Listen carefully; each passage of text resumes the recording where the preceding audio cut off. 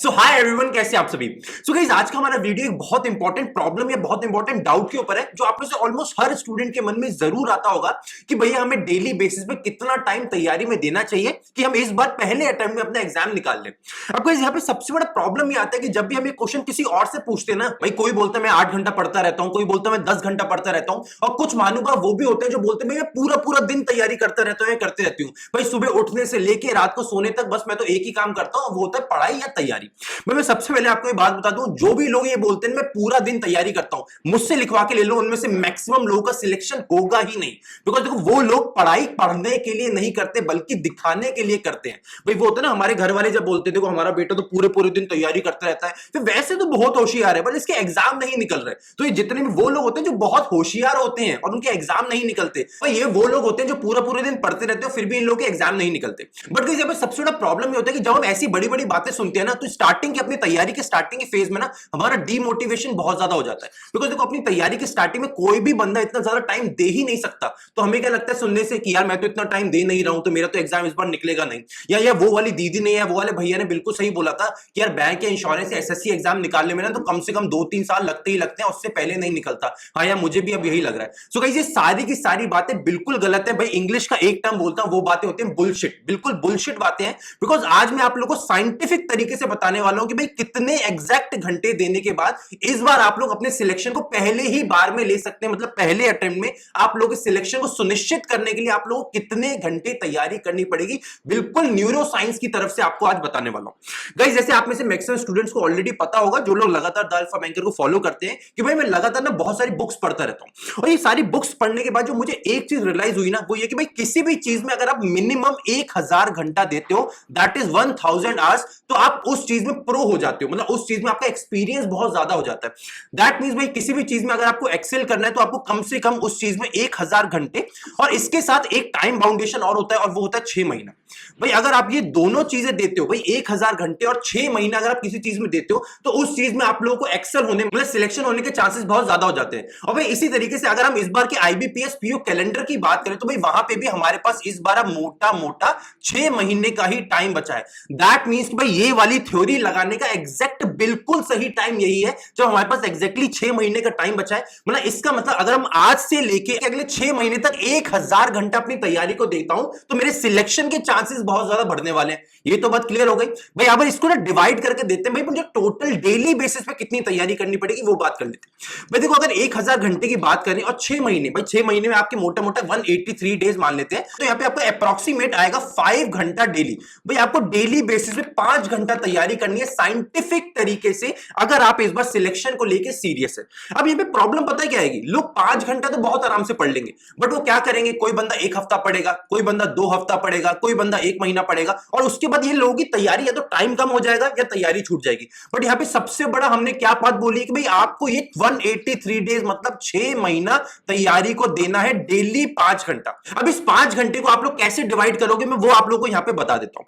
भाई सबसे पहले ना इस 5 घंटे को आप लोग टोटल 3 पार्ट्स में डिवाइड करो, 1 घंटा 1 घंटा 1 घंटा। भाई 1 घंटा पहले दो क्वांट को, और इसमें आप लोग पढ़ो स्टार्टिंग के दिनों में बता रहा हूं, स्टार्टिंग के 15 दिन आपको यहाँ पे पढ़ना है स्पीड मैथ्स। स्पीड मैथ्स में क्या क्या आता है आपका, quadratic equation, number series, simplification, approximation. ये 4 टॉपिक्स आपको करने हैं, डेली 1 घंटा देना है आपको क्वांट को। इसके बाद अगला 1 घंटा आपको देना है डेली रीजनिंग को, और डेली रीजनिंग में आपको करने हैं मिसलेनियस टॉपिक्स। अब इन मिसलेनियस टॉपिक्स में क्या क्या आता है, भाई आपकी सारी चीजें आ गई, blood relation, inequalities, syllogism, direction sense, आपका coding decoding, Chinese coding decoding, मतलब जितने वर्ड सब्स्टिट्यूशन, मतलब जितने भी छोटे छोटे टॉपिक्स हैं, कोशिश आपको करने की अगले 15 दिन के अंदर डेली 1 घंटा इनको देके सारे के सारे मिसलेनियस टॉपिक्स को निपटा दो, खत्म कर दो, और हो भी जाएंगे। 1 घंटा दोगे रीजनिंग में, इससे ज्यादा रीजनिंग का मिसलेनियस टॉपिक है ही नहीं। और इसके बाद फाइनली जो आपका 1 घंटा बचेगा, इसमें आपको करना है इंग्लिश। अब देखो इंग्लिश में ना 2 पार्ट्स है। अब अगर आप लोग इंग्लिश मीडियम से हो, भाई अगर आप लोग इंग्लिश मीडियम स्टूडेंट हो, तब मैं आपको बोलूंगा आप लोग डेली यहाँ पे 1 घंटा रीडिंग को दो, ठीक है। बट अगर आप लोग इंग्लिश मीडियम से नहीं हो, किसी और मीडियम से हो, तब मैं आप लोगों को बोलूंगा कि स्टार्टिंग के कुछ दिन आप लोग कोशिश करो कि थोड़ा टाइम ग्रामर को भी दो। भाई टोटल कोशिश करो डेली 30 से 35 मिनट्स आप लोग ग्रामर को दो, जिससे आप लोगों की ग्रामर मजबूत हो जाए, और इसके बाद बचा हुआ आप लोगों को आधे घंटा आप लोगों को देना अगला रीडिंग को। ये टोटल आपको काम करना है अगले 15 दिन, 5 घंटे को कुछ इस तरीके से डिवाइड करना है। तो यहां तक हो हो गए मेरे टोटल 3 घंटे। अब आपका क्वेश्चन होगा कि भैया बाकी के 2 घंटे में क्या करना है। तो देखो पहले के जो 3 घंटे आपने दिए उसमें आपने क्या करा भाई, पहला 1 घंटा आपने क्वांट के कॉन्सेप्ट समझे, फिर 1 घंटा आपने रीजनिंग के कॉन्सेप्ट समझे, और फिर 1 घंटा आपने इंग्लिश के कॉन्सेप्ट समझे। अभी जब इतने सारे कॉन्सेप्ट हमने समझ लिए हैं तो इसके बाद डेली 1 घंटा आप लोगों ने जो जो चीजें भी आज के दिन में पढ़ी है भाई, जो भी कॉन्सेप्ट इंग्लिश में पढ़ा, क्वांट में पढ़ा, रीजनिंग में पढ़ा, उसको 1 घंटे प्रैक्टिस भी करनी है भाई। जो भी हम पढ़ के आए, कॉन्सेप्ट समझ के आए, उसके क्वेश्चंस भी हमें लगाने हैं। अब देखो क्वेश्चंस के लिए अगर आप लोगों ने ऑलरेडी कोई पेड कोर्स ले रखा है तो भाई आपको वहां से ही प्रैक्टिस कंटेंट मिल जाएगा। बट अगर आप लोगों ने कोई पेड कोर्स नहीं लिया है तो यहां पे आपको मैं एक प्रैक्टिस करने का सोर्स बता रहा हूं भाई, उस सोर्स का नाम है गाइडली। भाई गाइडली का पीडीएफ बंडल है, मुझे बहुत ज्यादा पसंद है, पिछले 1 साल से शायद लगातार रिकमेंड करता आ रहा हूं और इसके रिव्यूज बहुत अच्छे हैं। तो आप लोग चाहे तो गाइडली का पीडीएफ बंडल बाय कर सकते हैं, बट स्ट्रिक्टली बोल रहा हूं डेली 1 घंटा प्रैक्टिस करना है, चाहे कहीं से भी करो। अगर आप लोग गाइडली के पीडीएफ बंडल का लिंक चाहते हैं तो मुझे बता दीजिएगा, मैं वीडियो के नीचे डिस्क्रिप्शन में डाल दूंगा, ठीक है।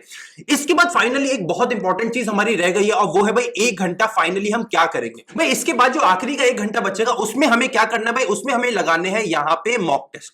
भाई मॉक टेस्ट हमें स्टार्टिंग से डेली नहीं लगाने भाई, मान के चलो पहले 2 हफ्ते हैं तो पहले 2 हफ्ते में हर हफ्ते हमें 1 मॉक टेस्ट लगाना है। इसके बाद के अगले जो हफ्ते हैं हर हफ्ते हमें 2 मॉक टेस्ट लगाने हैं। इसके बाद जो 2 हफ्ते हर हफ्ते हमें 3 मॉक टेस्ट लगाने हैं। मतलब इस तरीके से आपके लगातार मॉक टेस्ट की फ्रीक्वेंसी बढ़ती जाएगी, हर 2 हफ्ते के बाद आप लोग 1 मॉक टेस्ट अपना इंक्रीज करोगे, ठीक है। अब देखो यहां पे अगर मॉक टेस्ट सीरीज की बात करें तो भाई मॉक टेस्ट को लेके बहुत ज्यादा डाउट्स रहते हैं बच्चों के मन में कि भैया कौन सा मॉक टेस्ट सीरीज ले। तो भाई टोटल 3 मॉक टेस्ट सीरीज है जो बाजार में भी बहुत ज्यादा चल रही है या मुझे बहुत ज्यादा पसंद है, जो आपको यहां पे रिकमेंड करना चाहता हूं। भाई पहली है प्रैक्टिस मॉक, दूसरी है स्मार्ट कीड़ा या टेस्ट जोन, और तीसरी है ऑलिव बोर्ड। अब इन तीनों में से मुझे जो सबसे ज्यादा पर्सनली पसंद है भाई वो है स्मार्ट कीड़ा की मॉक टेस्ट सीरीज। भाई मुझे ये बहुत ज्यादा पसंद है और पिछले शायद 1 साल से भी ज्यादा से मैं इसको रिकमेंड करता आ रहा हूं और इसके फीडबैक्स बहुत ज्यादा सुपर्ब है।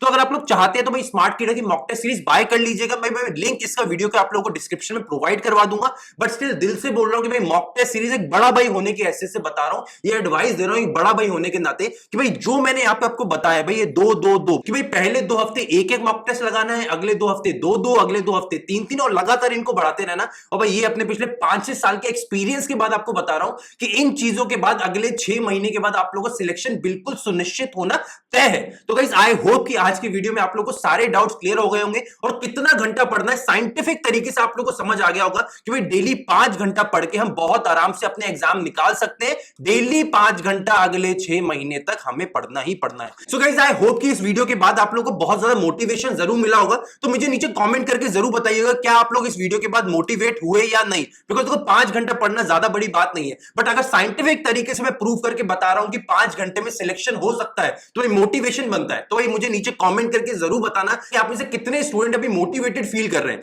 इसी के साथ अगर गाइस आपके मन में अभी भी कोई डाउट है, आपको लगता है भैया ये वाला डाउट मेरा अभी भी क्लियर नहीं हुआ, तो भाई नीचे कमेंट सेक्शन 24 घंटे आप लोगों के लिए खुला है। मैं खुद 24 घंटे कोशिश करता हूं आप लोगों के लिए अवेलेबल रहने की, आप लोगों के क्वेश्चंस के रिप्लाई करने की। तो छोटे से छोटे डाउट को भी नीचे कमेंट सेक्शन में डाल दो और मैं पूरी कोशिश करूंगा आप लोगों के हर क्वेश्चन का आंसर अगले 24 घंटे में करने की।